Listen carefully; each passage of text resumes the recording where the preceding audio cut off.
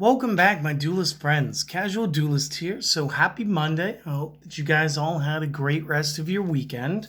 Um, Big thing this week, if we take a look at the calendar real quick, it's the 21st.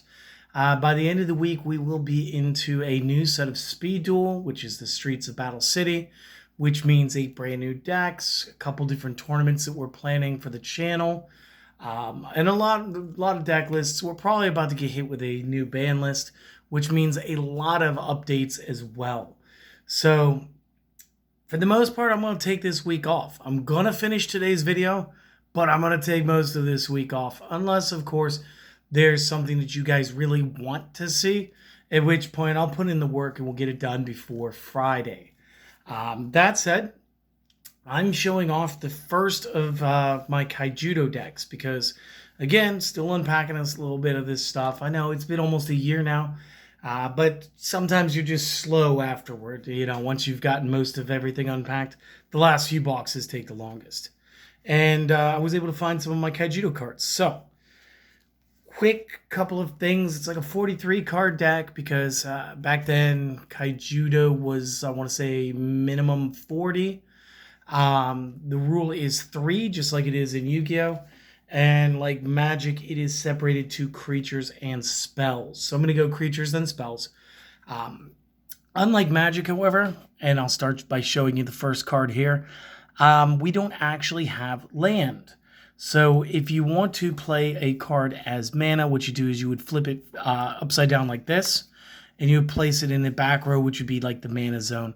They will create whatever color that they are. This would be a darkness mana.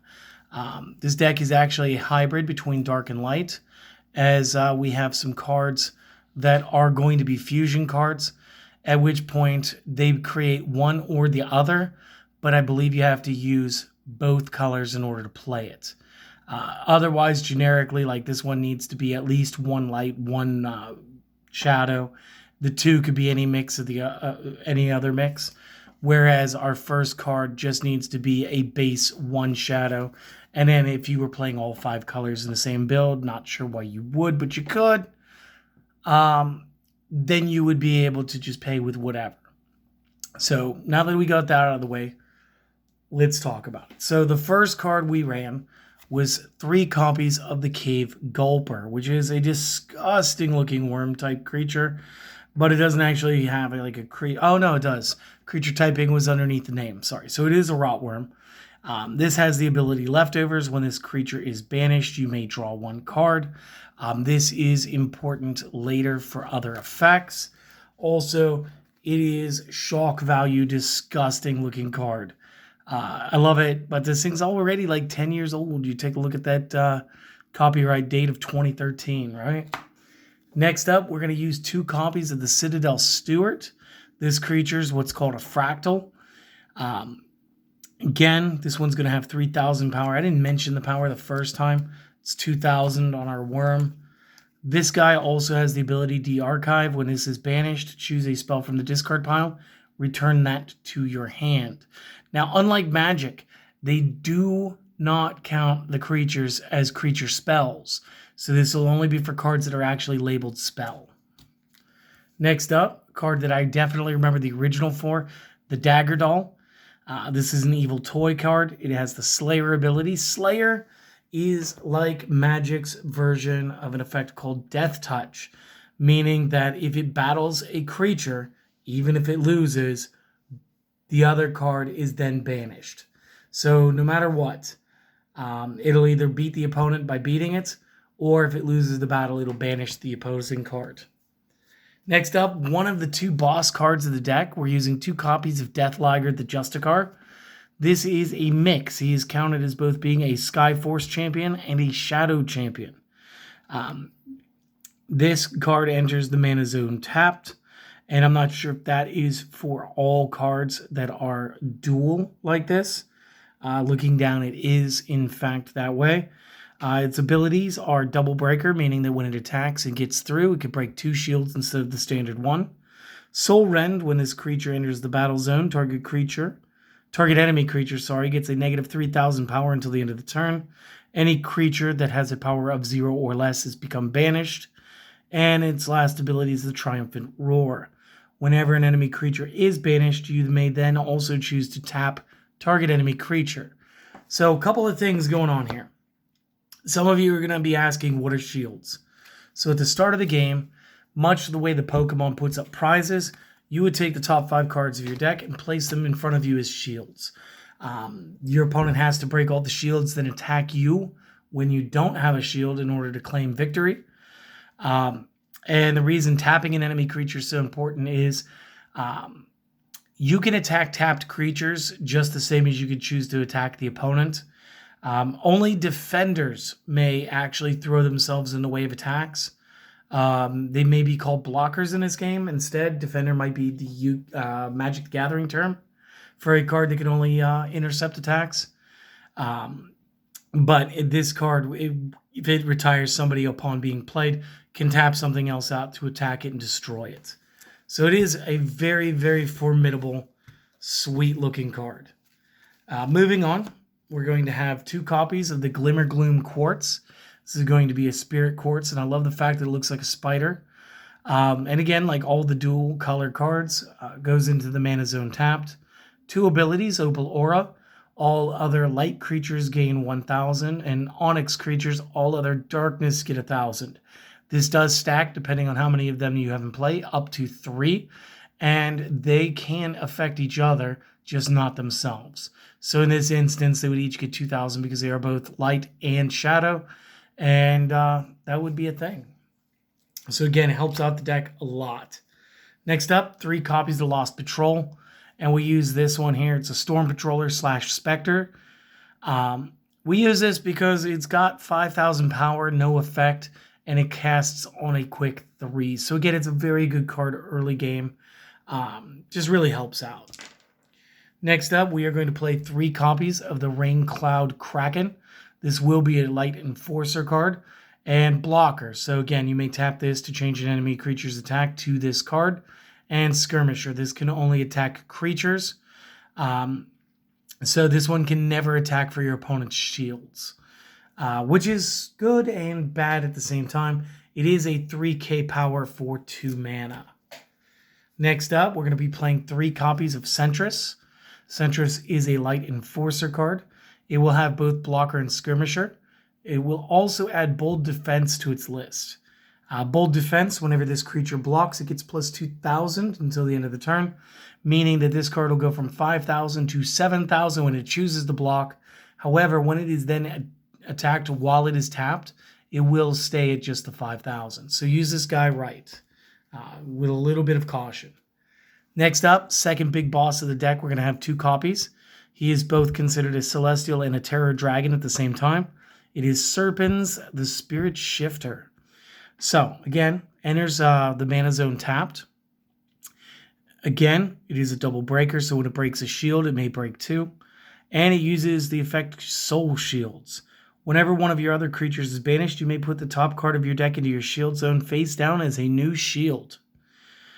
So again, this allows the player to somehow gain life in a game where that should not be possible. Which again, makes him pretty sweet. And again, like, just take a moment, like, really take in the art. That is pretty awesome. All right. Next up, I've got 2 copies of Stingwing. Not only is it a Brainjacker, but it is an Enforcer type. It is a 4,500 for 2. When enters the mana zone, does so tapped. It is a blocker. It is a Skirmisher. It also has Angry Swarm. So whenever it does win a battle, it will then be banished. And banished must mean goes to discard pile in this game, because I kind of remember a card like this called the Bloody Skeeto back in the original Duel Masters. And its effect was essentially the same thing. Last creatures we're going to play 2 copies of Zoltara the Mercenary, which, again, sounds like an amazing fantasy game name. This is going to be considered an Enforcer and a Spectre at the same time. This one enters the mana into the mana zone tapped. You have the effects Hold the Line and Vapor Void, or Void Vapor. Hold the Line. When this creature enters the battle zone, all creatures get blocker until the start of your next turn. You may tap them to block as though they had blocker. Void Vapor. When this creature enters the battle zone, your opponent chooses and discards a card. So again, really good, helps take away some opponent options, but also allows you to, like, if your opponent just bolstered last round, this game still had Summoning Sickness, very similar to Magic.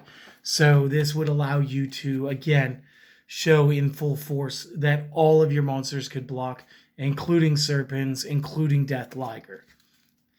So it really brings everybody together. Next, you have the spells. And the thing that makes some of the spells really good, and the majority of the spells that I'm going to be using, are that they will have the ability, what do they call them? They call them shield blasts. They used to be shield triggers back in the day, and they gain their effects when the card is broken in the shields and added to the hand. You may then activate it without paying cost. So we'll show you a couple of those in just a moment. First spell we're going to use is 3 copies of the Blade Barrier, which again sounds like a cool fantasy spell. Tap target enemy creature. It does not untap during the start of the opponent's next turn. Again, pretty good. It either lets you just take that guy out of combat for 2 turns, or you can go ahead and just straight up attack it right away. Next, and one of the first ones, you'll see this symbol here. This is new. These are the shield blasts. Again, dual color cards. Enter the mana zone tapped. Shield blasts. Instead of adding the spell from your hand from a broken shield, you may cast it immediately for free.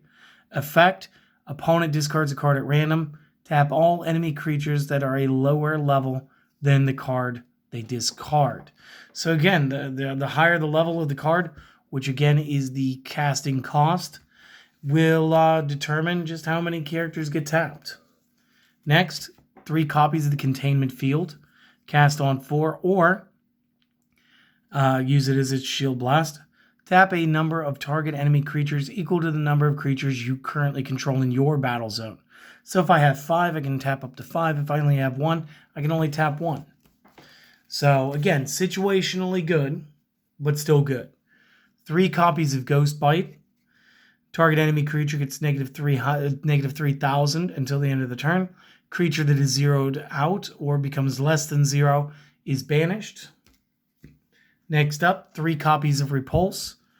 This shield blast effect will allow you to tap enemy creature. And if you have 2 or fewer shields, put the top card of your deck into a shield zone face down as a new shield. So it is actually self-healing to have this one. And between this and Serpent's effect, being able to rebuild, this is pretty awesome. And in the last 2 we're going to be using 2 copies of the spell Suffocate. Each enemy creature gets negative 2,000 power until the end of the turn. And then again, like always, if it is zeroed or less, banish that card. So again, kind of some gritty, like really cool art, looking like some comic books. I do want to say that this was based on another anime, because I want to say I saw this. I want to say I saw this on TV once or twice, and it was just really cool. This was like a really cool game. I enjoyed playing the original Duel Masters. The only difference is this is basically what happens when a card game reboots with an updated look, and I like it. Hopefully you guys liked it. Hopefully you guys enjoyed it. If you have, do the things or don't. Do me one favor though, you guys enjoy today and potentially the rest of the week. Again, if you guys have any requests, and I can, I'll try to get that done before Friday. But Friday after work, I'm going to be going to the card shop. I'm going to go ahead and get my brand new stuff. And starting on Saturday, we should be just deep into the Battle City streets. So until then, my friends, you guys have a lovely day. Have a wonderful week, and I hope to see you guys again next time. Later.